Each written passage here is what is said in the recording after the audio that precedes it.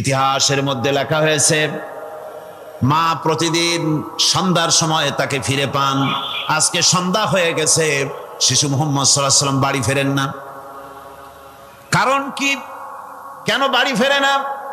সন্ধ্যার দিকে তিনি চলে গিয়েছেন পাহাড়িয়া ময়দানে, যে দেখেন ধুধু করতেছে, চতুর্দিকে সন্ধ্যা হয়ে গেছে, অন্ধকার হয়ে গেছে, কোনো ছেলে পেলে নাই, কেউ নাই। পাহাড়ের পাদদেশে বসে শিশু মুহাম্মদ সাল্লাল্লাহু আলাইহি ওয়াসাল্লাম কাঁদতেছেন। মা প্রশ্ন করলেন, বাবারে সন্ধ্যা উত্তীর্ণ হয়ে গেল, কেন একা একা বসে বসে কাঁদো? তিনি বলছেন, মাজি আজ কদিন খেলা দেখতে আসলাম ময়দানে, প্রতিদিন দেখি যখন সন্ধ্যা হয়ে যায় মুরব্বী শ্রেণীর কিছু লোক আসে, ছেলেকে নাম ধরে ডাক দেয়, ছেলেরা দৌড়ে তারা বাবার কাছে চলে যায়, আর বাবা ছেলেকে কোলে নিয়ে মুখে চুমা দিয়া বাড়ির দিকে নিয়ে যায়।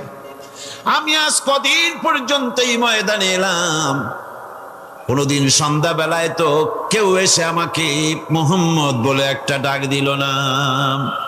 আমার আব্বা কি নাই? আল্লাহ রাব্বুল আলামিন বলেন, আলাম ইয়াজিদকা ইয়াতীমান ফাওয়া। এরকম এতিম অবস্থায় পেয়ে আমি কি আপনাকে আশ্রয় দেই নাই? আপনাকে আমি পেয়েছি এতিম অবস্থায়, এরপরে আমি আপনারে আশ্রয় দিলাম। ওয়া ওয়াজাদাকা দাল্লান ফাহাদা। এরপরে আমি আপনাকে পথ হারা পেলাম, আমি আপনাকে পথের দিশা দিয়া দিলাম। ওয়া ওয়াজাদাকা আইলান ফাআগনা। এরপরে আমি আপনাকে দরিদ্র অবস্থায় পেয়েছি, তারপরে আমি আপনার দারিদ্র মুক্ত করেছি আপনাকে। মানুষ যখন ভিক্ষা নিতে আসে, গরিব মানুষ ভিক্ষা চাইতে আসছে, ওই আত্মাহিত জানো, দোয়া কুনুত জানো, বাড়ি যেয়ে কাজ করবা, এই সব আজে বাজে কথা বলিয়া ভিক্ষা দেয় না। সাইলকে ধমক দিতে রাসূল করিম সাল্লাল্লাহু আলাইহি ওয়াসাল্লাম নিষেধ করেছেন, সাইলকে ধমক দিও না। গাড়িতে বসে যাচ্ছেন সাহেব, ট্রাফিক মোড়ে যখন সিগন্যাল জ্বললো, গাড়িগুলি দাঁড়ায় গেল, ফকির এসেছে, হাত নাই পাও নাই, বুড়া মানুষ, একটা পয়সা বার করে না। আবার এই মানুষটি ওই ফকিরকে ধমক দিয়া বার করে দিল। এরপরে এই লোকটি যখন কোনো মাজারের কাছে পৌঁছে গেল, 500 টাকার কড় করে নোটটা ফেলে দিল। বলেন টাকা দরকার কার? মরা মানুষের না জিন্দা মানুষের? কার দরকার? যার টাকা দরকার ছিল তারে দেওয়া হলো না, যার দরকার নাই তারে দেওয়া হলো। এরপরে লোকটা না খেয়ে যখন মারা গেল, পথের ফকির, রাস্তার ফকির, না খেয়ে মারা গেছে। এরপরে তার কাফনের কাপড় নাই, লোকটাকে রাস্তার উপরে শোয়া একটা ছেঁড়া কাপড় দিয়ে ঢেকে রেখেছে। বড় লোকেরা, সাহেবরা তখন গাড়ি দাঁড় করে আর 5টা টাকা 2টা টাকা করে তার লাশের উপরে মারতেছে। এটা মানবতার এর চাইতে লাঞ্ছনা, মানবতার জন্য এর চাইতে গঞ্জনা আর কিছুই হতে পারে না। মানবতার প্রতি লাঞ্ছনা এর থেকে আর দুর্গতি কি হতে পারে? একবার তিনি ঈদের দিকে নামাজ পড়ার জন্য যাচ্ছেন, প্রতিমধ্যে দেখেন একটা বাচ্চা ছেলে কাঁদতেছে। এই রাস্তায় কত মানুষ গেল, কেউ দাঁড়ালো না থমকে, বাচ্চার ক্রন্দন কাউকে থামাইতে পারলো না। কিন্তু বিশ্ব নবী, দয়ার নবী রাহমাতুল লিল আলামিন বাচ্চার কান্না দেখে পাও বাড়াতে পারলেন না। নবীজি দাঁড়ায় গেলেন, জিজ্ঞেস করেন, ও বাচ্চা ঈদের দিনে কাঁদো কেন? ঈদের দিনে তো কাঁদতে নাই। বাচ্চা বলে, তোমার কাছে বলবো না, আমি সেই সকালবেলা থেকে বসে আছি, আমি যদি মক্কার আব্দুল্লাহর পুত্র মুহাম্মদ রাসূলুল্লাহ সাল্লাল্লাহু আলাইহি সাল্লামকে পাই, মনের দুঃখ তার কাছে বলবো। বিশ্ব নবী জমিনের উপরে বসে পড়লেন, বাচ্চারে কোলের উপরে উঠায় বলেন, বাচ্চা বলো কি তোমার দুঃখ? তুমি যার জন্য বসেছো আমি তো সেই এতিম নবী, কি বলতে চাও? বাচ্চা বলতেছেন, ইয়া রাসূলুল্লাহ, আমার বাবা মারা গেছে, সেই ছোট্টবেলায় একেবারেই তখন মায়ের পেট থেকে আমি আসার পর বাপ মরে গেল, আমার মা আর একজনের সঙ্গে বিয়ে বসেছে। সেই পুরুষটি আমারে দেখতে পারে না। আমার মা যদি আমারে কোলে করে এসে সহ্য করতে পারে না, আমারে চুমা খাইলে সহ্য করতে পারে না, আমারে খাবার দিলে মা মার খায়।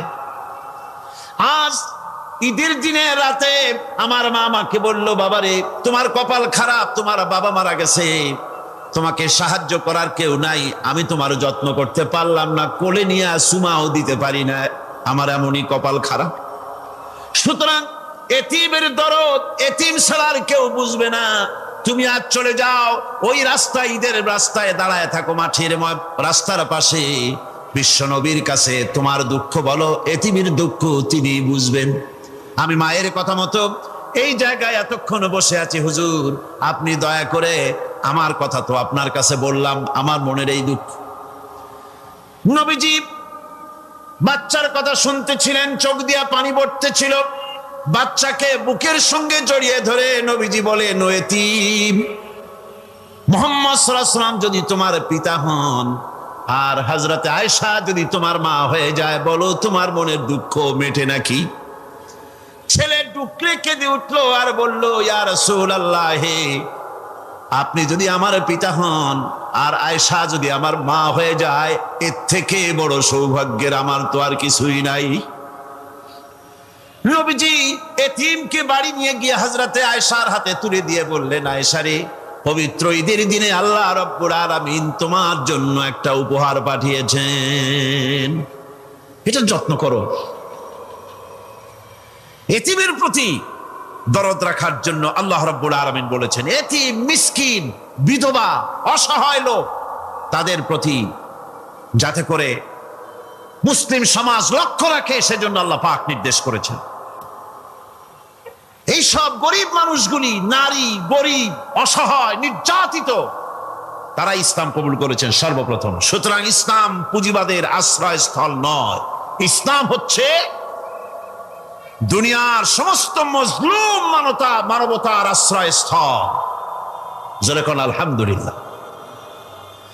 আমার বন্ধুগণ, ইসলামী বিপ্লবীর দাওয়াতের পর্যায়ে মক্কি জিন্দিগিতে যখন সূরাগুলি রাসূলের আসতেছিল, সেই সময় আল্লাহ রাব্বুল আলামিন বলেছেন, ওয়াহাদাইনাহুন নাজদাইন, আমি কি উভয় স্পষ্ট পথ তাদেরকে দেখায় দেই নাই?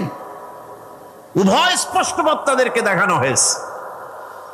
ফালাকতাহামাল আকাবাতা ওয়া মা আদরাকা মাল আকাবা ফাক্কু রাকাবা। তুমি কি জানো, তারা, আসল কথা হলো তারা সেই দুর্গম বন্ধুর ঘাঁটিটি অতিক্রম করতে চায় না। তুমি কি জানো সেই বন্ধুর দুর্গম ঘাঁটিটি কি? তা হচ্ছে শৃঙ্খল বন্দি দশা থেকে মানুষদেরকে মুক্ত করে দেওয়া, আর আও ইতআমুন ফি ইয়াউমিন যী মাসগাবা ইয়াতীমান যা মাকরাবা আও মিসকিনান যা মাতরাবা। উপবাসের দিনে নিকটবর্তী এতিম দুঃখীকে খেতে দেওয়া, আর ধুলামলিন মিসকিন যারা আছে তাদেরকে খেতে দেওয়া, যাদের পেটে খাবার নাই ক্ষুধার দিনে খুঁজে খুঁজে তাদেরকে খাবার দেওয়া। এই সমস্ত কাজ যারা করবে, আল্লাহ রাব্বুল আলামিন তাদের সম্পর্কে বলেছেন, উলাইকা আসহাবুল মাইমানা, কিয়ামতের দিন এদের ডান হাতে আল্লাহ রাব্বুল আলামিন আমলনামা দান করবেন। জোরে কোন সুবহানাল্লাহ। আমলনামা বেঈমান যারা তাদের হাতে আসবে, তাদের কোন হাতে আসবে? বাম হাতে। আর আমলনামা ডান হাতে আসবে কাদের? এই সমস্ত লোকদের যারা এতিমকে, মিসকিনকে যারা খেতে দিয়েছে, আর খেতে দিয়ে এতিম মিসকিনদেরকে খেতে দিয়ে তারপরে এর দ্বারা তাদেরকে কোনো খোঁটা দেয় নাই। তাদেরকে কেন খাওয়াস?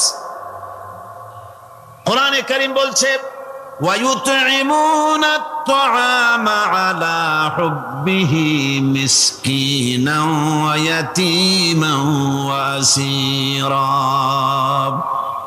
আল্লাহর সৎ লোকেরা আল্লাহর ভালোবাসায় উদ্বুদ্ধ হয়ে খাবার খাওয়ায় মিসকিনদেরকে, এতিমদেরকে। আর তারা বলে ইন্নামা নুতঈমুকুম লিওয়াজহিল্লাহি লা নুরিদু মিনকুম জাযাআন ওয়ালা শুকুরা। আমরা যে তোমাদের খাইতে দিলাম, এ খাওয়াচ্ছি শুধুমাত্র আল্লাহকে খুশি করার জন্য। কারে খুশি করার জন্য? আল্লাহরে খুশি করার জন্য। এই খাবারের ব্যাপারে তোমাদের কাছ থেকে কোনো কৃতজ্ঞতা চাই না। যেটা করি সেটা আল্লাহর জন্যই করি, আল্লাহকে খুশি করার জন্য।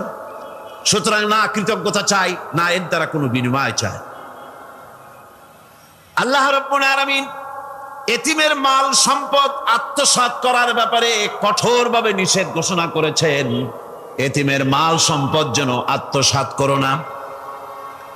কোরআনে কারিমে স্পষ্ট ভাষায় বলা হয়েছে, ওয়াতুল ইয়াতামা আমওয়ালাহুম ওয়ালা তাবাদদালুল খাবিসা বিত-তাইয়্যিব। এতিমের মাল, ধন সম্পত্তি যথাযথভাবে তাদের হাতে ফিরিয়ে দাও। ওয়ালা তাবাদদালুল খাবিসা বিত-তাইয়্যিব, আর তাদের ভালো মালগুলি তোমার খারাপ মাল দিয়া বদলাইয়া দিও না। ولا تأكلوا أموالهم إلى أموالكم إنه كان حوبا كبيرا। আর তাদের সম্পদ তোমাদের সম্পদের সাথে যেন মিশাইয়া হজম করে ফেলে দিও না। এটা অত্যন্ত মস্ত বড় গুনাহ। এ কাজ তোমরা করবে না। অন্যায়ভাবে এতিমের মাল যারা ভক্ষণ করে, তারা তো এতিমের মাল খায় না, বরং পেটের মধ্যে তারা আগুন ঢুকায়। পেটের মধ্যে কি ঢুকায়? সায়াসলাউনা সাঈরা। আর অচিরেই এদেরকে জাহান্নামে নিক্ষেপ করা হবে। কোথায় নিক্ষেপ করা হবে? জাহান্নামে। যারা এতিমের মালকে ভক্ষণ করে, এতিমের মাল নষ্ট করে, এতিমের হক নষ্ট করে, তাদের জায়গা জাহান্নাম। আর এতিমের মাল যারা খায়, তারা যেন আগুন খায়। কি খায়? এতিমের ধন সম্পদ হজমকারীদের ব্যাপারে তাদের যে বিরাট হীনমন্যতা কাজ করে, এজন্য আল্লাহ পাক বলতেছেন, কাল্লা বাল্লা তুকরিমুনাল ইয়াতীম। না, কখনোই নয়। আসল ব্যাপার হচ্ছে তোমরা হীনমন্যতার কারণে এতিমকে সম্মান দাও না, এতিমকে মর্যাদা দাও না। ওয়ালা তাহাদ্দুনা আলা তাআমিল মিসকিন। আর মিসকিনদেরকে তোমরা পরস্পরকে খেতে দেওয়ার জন্য তোমরা উৎসাহিত করো না। নিজেরাও খাও না, অন্যদেরকেও সে পথে উৎসাহিত করো না। এই যে কাজগুলি তোমরা করো, এটা মস্ত বড় অপরাধ। আল্লাহ রাব্বুল আলামিন এতিমের মাল সম্পর্কে আরো বলছেন, ولا تقربوا مال اليتيم إلا بالتي هي أحسن حتى يبلغ أشده। আল্লাহ পাক বলছেন, এতিমের মালের নিকটবর্তীও হবে না যতক্ষণ পর্যন্ত তারা যৌবন প্রাপ্ত না হয়, বুদ্ধি শুদ্ধি না আসে, ততক্ষণ পর্যন্ত এতিমের মালের কাছে যাবে না। হ্যাঁ, যাবে মালটাকে রক্ষণ করার জন্য, রক্ষণাবেক্ষণ করার জন্য, মালগুলি খাওয়ার জন্য না। এতিমদের ব্যাপারে আল্লাহ পাক এভাবে সতর্ক করেছেন। মানুষ যখন, বাচ্চাগুলি যখন এতিম হয়ে যায়, বাচ্চা বেঁচে থাকতে, বাচ্চার বাপ মা বেঁচে থাকতে বাচ্চারে কোলে নেয়। দেখবেন বড় লোকের ছেলে দেখতে ভালো দেখা যাচ্ছে না, নাকে ময়লা, তাতে ময়লা, তারপরেও বড় লোক, সেই জন্য বাচ্চাটারে কোলে নেয়। ইচ্ছা করে না, তারপরেও তারে খুশি করার জন্য কোলে নেয়। করে না কিরকম? এরকম করে। বাপ মা বেঁচে আছে, তখন চাচাতে মামুতে ভাগ্নাকে ভাতিজাকে আদর করে কোলে নেয়, ঘাড়ে নেয়, চুমা খায়। আর যখন বাপ মা মরে গেল, বাপ যখন মারা গেল, এই ছোট্ট বাচ্চাটি চাচার দিকে ফেলফাল করে তাকায়, মায়ের দিকে তার মামার দিকে ফেলফাল করে তাকায়, একটি বারের জন্য কোলে নিয়ে তখন আর আদর করে না। মনের মধ্যে তখন দুর্বিসন্ধি থাকে, এই বাচ্চা মরুক অথবা তার সম্পদ যা আছে সম্পদগুলিকে লুটপাট করে নেয়। আল্লাহ পাক বলছেন, কোরআনকে মানো, কোরআনকে মেনে চলো, তাহলে সমাজ সুন্দর হবে, ভয় থাকবে না, চিন্তা থাকবে না। এই পৃথিবীতে প্রথম দিন থেকেই পৃথিবীতে দুইটা শ্রেণী চলে এসেছে এই পৃথিবীতে। একটা হচ্ছে ধনী, আর একটা হচ্ছে দরিদ্র। ধনী আর গরিব আবহমান কাল থেকে এই দুই শ্রেণী চলে আসছে। আদিকাল থেকেই মানুষ এই দুই শ্রেণীর ভিতরে সমতা সৃষ্টির জন্য প্রচেষ্টা চালিয়েছে। দার্শনিকরা চালিয়েছে, বিজ্ঞানীরা চালিয়েছে, এবং এক একজন এক এক ধরনের মতবাদ দিয়ে এই দুই প্রান্তিক অবস্থা থেকে একই সমান্তরালে আনার জন্য চেষ্টা আর কম করেনি। পুঁজিবাদের হাত থেকে রক্ষা পাওয়ার জন্যে সমাজতন্ত্র তৈরি হলো, কমিউনিজম তৈরি হলো। অবস্থা তারা দেখতে পেল সর্বনাশ। আগে তো ছিলাম চোরের বাড়ির সামনে, সব চুরি হয়ে যেত। এখন তো ডাকাতের ঘাটে সেই নৌকা লাগালাম, এখন তো জানও যাবে। সেজন্য সমাজতন্ত্র পৃথিবীকে কিচ্ছু দিতে না পেরে নিজের দেশেই আত্মহত্যা করলো। এরপরে আবার বাঁচার জন্য মুক্তবাজার অর্থনীতির নামে সমাজতন্ত্রীরা আবার সেই পুঁজিবাদের দিকে অগ্রসর হওয়ার চেষ্টা চালাচ্ছে। পৃথিবী সাক্ষী, দুনিয়া সাক্ষী, মানুষের তৈরি করা মতবাদ দিয়া পৃথিবীতে কোথাও স্থায়ী কোনো শান্তি আসে নাই। এ কথাটা কি মিথ্যা না সত্য? এ কথা মিথ্যা না সত্য? সুতরাং এই পৃথিবীর বুকে না সমাজবাদ দিয়ে শান্তি হবে, না পুঁজিবাদ দিয়ে শান্তি হবে। পৃথিবীর বুকে শান্তি হতে পারে কেবলমাত্র নবীদের পরিকল্পনার মাধ্যমে। কারণ দার্শনিক বিজ্ঞানীরা যা বলেছেন, পরিকল্পনা দিয়েছেন, সব তাদের মন মস্তিষ্ক প্রসূত। আর আম্বিয়া আলাইহিমুস সালাম যে পরিকল্পনা দিয়েছেন, সব আল্লাহ রাব্বুল আলামিনের দেওয়া। নবীদের পরিকল্পনা কার? জোরে চিল্লায় কোন কার? আল্লাহ রাব্বুল আলামিন তাদেরকে পরিকল্পনা দিয়েছেন। সেই পরিকল্পনার ভিত্তিতে তারা আদর্শ সেট করেছেন। মানুষের মধ্য থেকে দুঃখ, দুর্দশা, দারিদ্র, ক্ষুধা সব দূরীভূত হয়েছে। মানুষ সুখ পেয়েছে, সমৃদ্ধ পেয়েছে। ওই হাদিস আপনাদের সামনে আরো বলেছি, অনেক ওলামারা বলেছেন, আপনাদের আবার স্মরণ করিয়ে দিচ্ছি। সেই যে হযরতে খাব্বাব রাদিয়াল্লাহু তাআলা আনহু রাসূল করিম সাল্লাল্লাহু আলাইহি ওয়াসাল্লামের খেদমতে গিয়ে বলেছিলেন যে আলা তাস্তানসিরু লানা আলা তাদউ লানা, হে রাসূল আপনি কি আমাদের জন্য দোয়া করবেন না? আমরা তো না খেয়ে মরে গেলাম, আমরা তো ক্ষুধার জ্বালায় মরে গেলাম, আমরা তো মার খেতে খেতে শেষ হয়ে গেলাম। আপনি কি আল্লাহর কাছে আমাদের জন্য দোয়া করবেন না? আল্লাহর নবী কাবা শরীফের ছায়ায় আরাম ফরমাচ্ছিলেন। হযরতে খাব্বাবের কথা শুনে আল্লাহর নবী উঠে বসলেন আর তিনি বললেন, ও সাহাবী খাব্বাব শোনো, তোমাদের আগে এই জমিনে যারা দ্বীনের দাওয়াত দিতে এসেছিলেন তাদেরকে সমাজ শক্তি, রাষ্ট্র শক্তি তাদেরকে ধরত। ফায়ুহফারু লাহু ফিল আরদ, এরপরে তার জন্য জমিনে গর্ত খনন করা হতো, কবর খনন করা হতো। ফায়ুজআলু ফিহা, এরপরে সেই কবরের ভিতরে তাকে কোমর পর্যন্ত গেড়ে দিত। সুম্মা ইউতা বিল মানশার, এরপরে করাত আনা হতো। ফায়ুদাউ আলা রাসিহি, এরপরে তার মাথার উপরে সে করাত রাখা হতো। ফায়ুজআলু নিসফাইন, এরপরে করাত চালায়া জীবিত মানুষটাকে চিরে দ্বিখণ্ডিত করে ফেলে দিত। মা ইয়াসুদ্দুহু যালিকা আন দীনি, এত কষ্ট দেওয়ার পরেও, এত নির্যাতন দেওয়ার পরেও সেই যুগে দ্বীনের একজন দায়ীকেও তারা এক চুলো দ্বীন থেকে সরাই দিতে পারে নাই। ও খাব্বাব শোনো, ওয়াল্লাহি লা ইউতাম্মান্নাল্লাহু হাযাল আমরা হাত্তা ইয়াসিরার রাকিবু মিন সানা ইলা হাদারামাউত। ও খাব্বাব শোনো, আমি আল্লাহর নামে কসম করছি, আমি আল্লাহর নামে শপথ করছি, ইয়েমেনের রাজধানী সানা থেকে শুরু করে এই হাজারামাউত পর্যন্ত লোকেরা যাতায়াত করবে, নারী চলবে, সদাগররা চলবে, টাকা নিয়ে চলবে, যৌবন নিয়ে চলবে, মানুষেরা চলাফেরা করবে, দিনেও যাবে রাতেও যাবে। লা ইয়াখাফু ইল্লাল্লাহ, ওই মানুষগুলির মনের মধ্যে আল্লাহ রাব্বুল আলামিনের ভয় ছাড়া কোনো ভয় থাকবে না। জোরে কোন সুবহানাল্লাহ। মানুষের জীবনে প্রকৃত কল্যাণ লাভের পথে দুটি অন্তরায়, দুটি বাধা। তার একটি বাধা হচ্ছে তার ভীতি, ভয়, শক্তিশালীদের ভয়, অত্যাচারীদের ভয়। আর একটা হচ্ছে ক্ষুধা।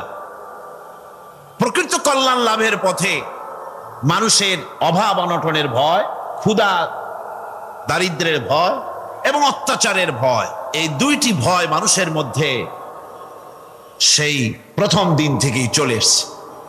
ইসলাম প্রচারের প্রথম অধ্যায় আল্লাহ রাব্বুল আলামিনের বন্দিগির দাওয়াত দিয়ে নবী করিম সাল্লাল্লাহু আলাইহি সাল্লাম বলেছেন, এই ক্ষুধা আর ভয়, এই দুটি জিনিসকে দূর করে দেওয়ার মতো পরিকল্পনা আল্লাহ পাক দিয়েছেন। আজও পৃথিবীতে আমাদের সমাজে এই দুইটা জিনিসেরই ভয়। কয়টা জিনিসের ভয়? একটা হচ্ছে ক্ষুধা, আর একটা হচ্ছে ভীতি। মানুষ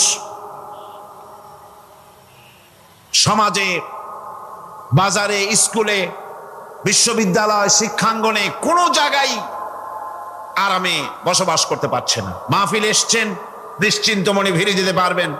আপনার ছেলে বিশ্ববিদ্যালয়ে পড়াশোনা করছে, জীবন নিয়ে বাড়ি ফিরতে পারবে।